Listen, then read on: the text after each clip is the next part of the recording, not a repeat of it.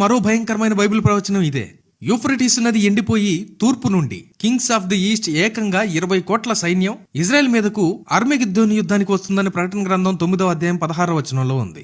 తూర్పు దేశాలు ఎవరో తెలుసా? భౌగోళికంగా ఇజ్రాయెల్ కు తూర్పు వైపున ఉన్న అతిపెద్ద దేశాలు చైనా, ఇండియా, జపాన్ లాంటివే. చైనా ఇప్పటికే ఇరాన్ కి సపోర్ట్ చేస్తూ మిడిల్ ఈస్ట్ లో పాగా వేస్తోంది. అదే సమయంలో యెహెజ్కేలు గ్రంథం 38వ అధ్యాయం ప్రకారం గోగు మాగోగు యుద్ధంకు అన్ని సెట్ అవుతూ వస్తున్నాయి.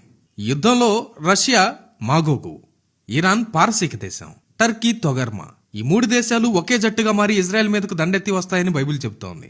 ఈ రోజు మనం వార్తల్లో ఏం చూస్తున్నాం? రష్యా, ఇరాన్, టర్కీ, చైనా ఇవన్నీ యాంటీ అమెరికా, యాంటీ ఇజ్రాయెల్ గా ఒకే జట్టుగా మారుతున్నాయి. బైబిల్ ఎంత సైంటిఫిక్ గా, ఎంత ఖచ్చితంగా ఈ జియో పాలిటిక్స్ ని 2000 ఏళ్ల క్రితమే చెప్పిందో చూస్తుంటే మతి పోతుంది కదా. My dear brothers and sisters, ఈ అగ్రరాజ్యాల మధ్య జరుగుతున్న ఈ యుద్ధాలు, పవర్ గేమ్స్ చూస్తుంటే మీకేమనిపిస్తోంది?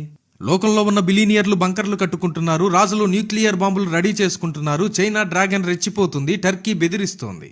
కానీ ఒక క్రైస్తవుడిగా మీరు భయపడాల్సిన పనే లేదు. ఎందుకంటే ఈ అగ్రరాజ్యాలన్నీ కలిసి కొట్టుకున్నా సరే మన దేవుని ప్రణాళిక ఒక్క ఇంచి కూడా మార్చలేరు.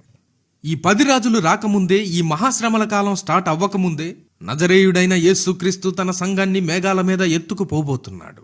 ర్యాప్చర్ కి మనం చాలా దగ్గరలో ఉన్నామని ప్రపంచ పరిస్థితులను చూస్తే అర్థమవుతుంది. బ్రదర్స్ అండ్ సిస్టర్స్, లోక రాజకీయాలు చూసి మోసపోకండి. చైనా గెలుస్తుందా, అమెరికా గెలుస్తుందా అని మనం డిబేట్లు పెట్టుకోవద్దు.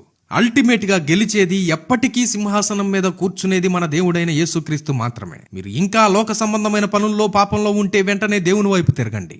రేపేం జరుగుతుందో ఎవరికీ తెలియదు.